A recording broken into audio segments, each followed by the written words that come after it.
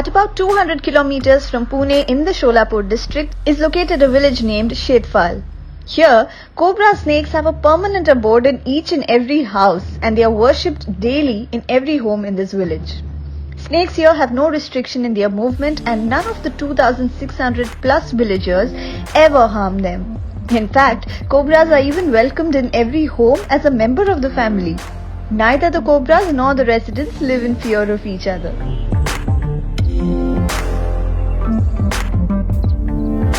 In the holy village of Shani Shingnapur in Maharashtra, there are homes but no doors at all. Receiving over 40,000 devotees every single day, this village has houses with no doors or locks. They believe that Lord Shani would protect them from any calamity and they sleep off peacefully with open homes each night.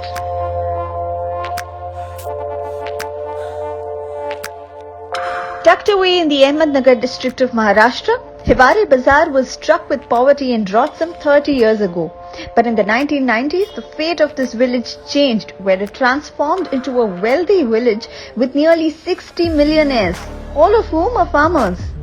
With a per capita income of just rupees 830 per month back in 1995 to over rupees 30,000 today, Hiware Bazaar has 60 millionaires and this village is a quintessential example of a developing nation.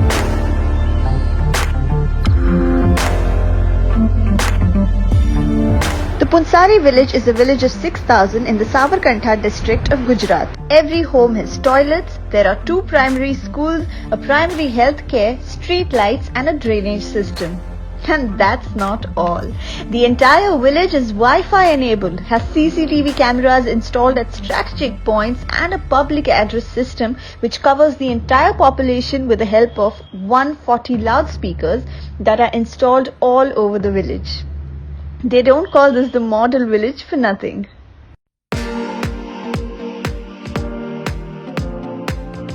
In the village of Jambur near Gir in the heart of Gujarat, it's quite strange to stumble upon a community that is African in origin but Gujarati in speech and manner. You could easily mistake it for Soweto or Mombasa. These people are believed to have been brought from Africa by the Nawab of Junagadh.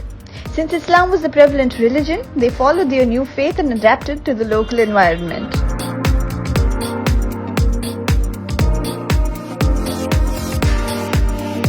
A remote village in Kerala's Malappuram district is a mystery to researchers. This village has the largest number of twins in the country. According to estimates, there are at least 400 pairs of twins in the village that has a population of 2,000 families. While the national average of twin births is not more than 9 in 1,000 births, in Kodini, the number is as high as 45 in 1,000 births.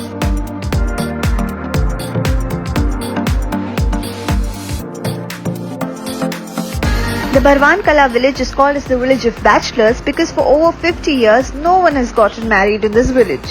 And the reason is shocking.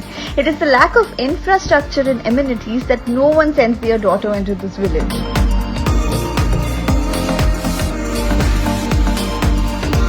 Mollinong, located in Meghalaya, is called God's own garden and it has enough reasons for that.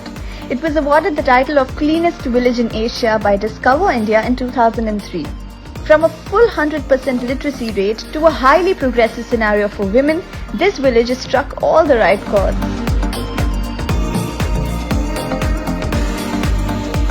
The most bizarre of them all, the people of Rongdoi village organize frog weddings as they think it is responsible for rainfall. It is for them to please the god of rain. Hundreds of village folk, young and old, boys and girls gather at Rongdoi village till late night to witness the unconventional marriage.